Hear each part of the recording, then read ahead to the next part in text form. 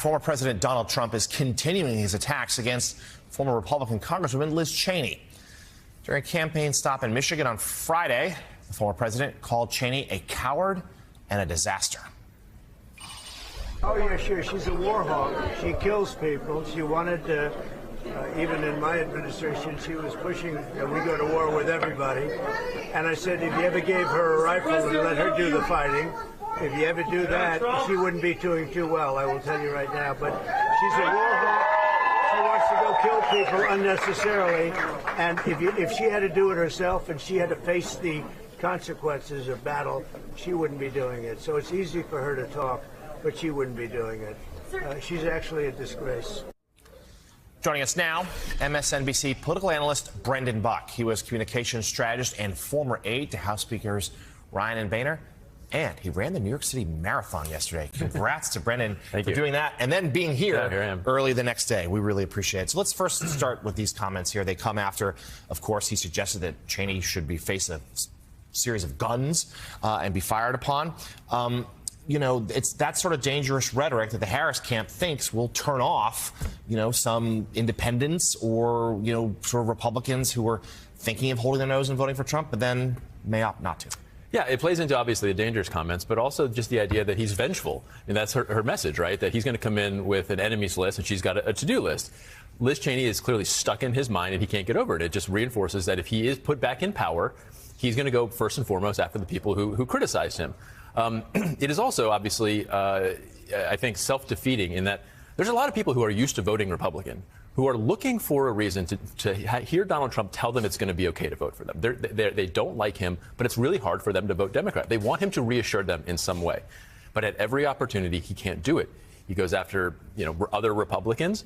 It's also notable when you have a gender gap that he's so obsessed with Liz Cheney, the top woman going after him. He doesn't go after Adam Kinzinger as much. He goes after Liz Cheney. So he continues to do things that sort of play into his weaknesses because he just can't help himself. Yeah, that's a good point there.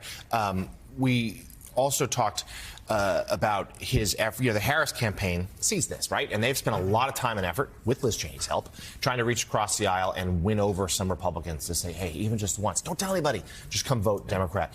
Do you think, how would you gauge their efforts? Do you think it's been successful? I think they've done everything right. I think the question is, how big is that universe of voters? Like I said, I know a lot of Republicans who don't like Donald Trump, but they have a very hard time with the idea of voting for a Democrat. Maybe they just don't vote. Maybe they write in. She's running a very traditional playbook.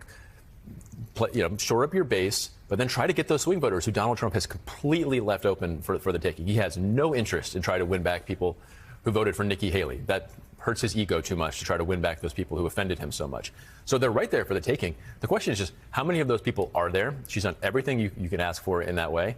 And whether or not they turn out for her is the big question. And unless there's a last-minute surprise today, Trump will never campaign with Nikki Haley. It just didn't happen. Or even speak to her. Yeah, that's remarkable.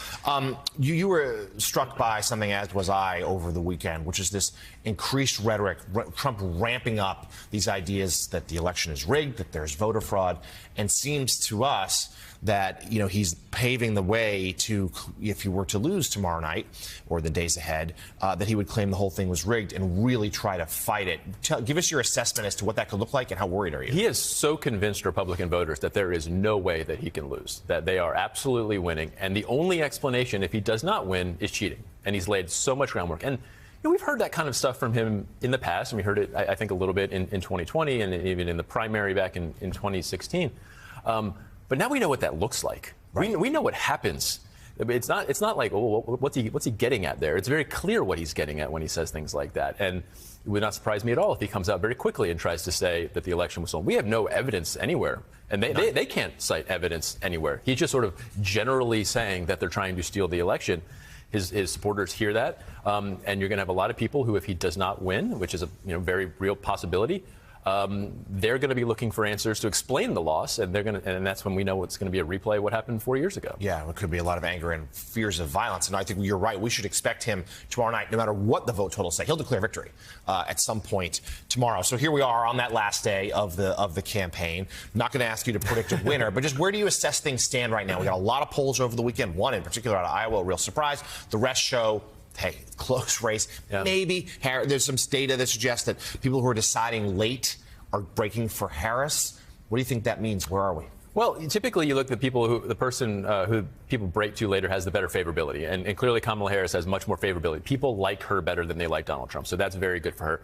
But there's a lot of cross currents. There's a lot of people self-identifying with the Republican Party a lot more than they have been in previous years, which tells you something as well. Obviously, the poll in Iowa could show strength in the Midwest that we don't necessarily appreciate. And if she does have a lot of strength in the Midwest, that could be the whole ballgame. She can just win it by winning those Midwestern states. So I think, as you know, it's anybody's guess at this point. But what's encouraging is you have a lot of people turning out, a lot of early enthusiasm, and people care, and so that's great. Yeah, the Republicans seem fairly confident about Arizona. Some alarm bells going off maybe about North Carolina, which is why Trump is there time and time again in recent days. Absolutely. But the whole ball game might be indeed the 3 blue wall. MSNBC political analyst Brandon Buck. Brandon, thank you again for being here this morning. We really appreciate it. We will talk to you again real soon. Up next, here on Way Too Early, Kamala Harris makes a surprise appearance on Saturday Night Live. We'll play for you some of her skit with actress and her doppelganger, Maya Rudolph.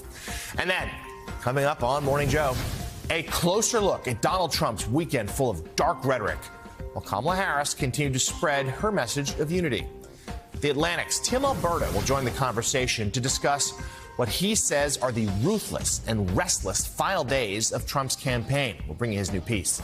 Plus, new polling shows the race is still tight, though Harris appears to be gaining some ground with some key voting. अस्सलाम वालेकुम मां तव्हांजो पंहिंजो horror भाई त यार अगर तव्हां मुंहिंजे हथ में ॾिसी सघो था मूं वटि हाणे 20,000 रुपया कैश आहिनि हे मूं वटि कीअं आया मां तव्हांखे ॾेखारियां हे मुंहिंजो टिकटॉक जो अर्निंग आहे लाइव अर्निंग मुंहिंजो टिकटॉक जो मां टिकटॉक खां कमायां थो तव्हां घर वेही करे रुगो ईअं स्क्रोलूं कयो असांजो ऐं असां घर वेही करे $12 बि हाणे मुंहिंजे अकाउंट में पिया आहिनि तव्हां रुगो स्क्रोलिंग कयो हे मुंहिंजो यूके जो अकाउंट आहे ॿाहिरि मुल्क जो फ्रांस जो अकाउंट आहे उन मां अर्निंग कयां थो हाणे मां विड्रॉ कराए आयो आहियां इहो मुंहिंजा पैसा आहिनि तव्हां बि घर वेही करे इहा कमाए सघो था रुगो वीडियो अपलोड करे मां बि पंहिंजो वीडियो अपलोड थो कयां मां वीडियो अपलोड करे कमायां थो अगर तव्हांखे UK account France account Germany base account TikTok monetize account खपनि मां तव्हां लाइ वेठो आहियां मां तव्हांखे ठाहे ॾींदुसि इंतिहाई कम रेट में ऐं मुनासिब क़ीमत में छो जो लाड़काणे जी आवाम लाइ हॉरर भाई वेठो आहे को मसले वारी ॻाल्हि न आहे मां तव्हांखे नंबर ॾेई छॾियो आहे मुंहिंजे बायो में तव्हांखे नंबर मिली वेंदो मूंखे मैसेज कयो व्हाट्सअप ते मां तव्हांखे मुनासिब ऐं बहितरीन क़ीमत में यूके टिकटॉक मोनेटाइज़ अकाउंट तव्हांखे अवेलेबल कंदुसि थैंक यू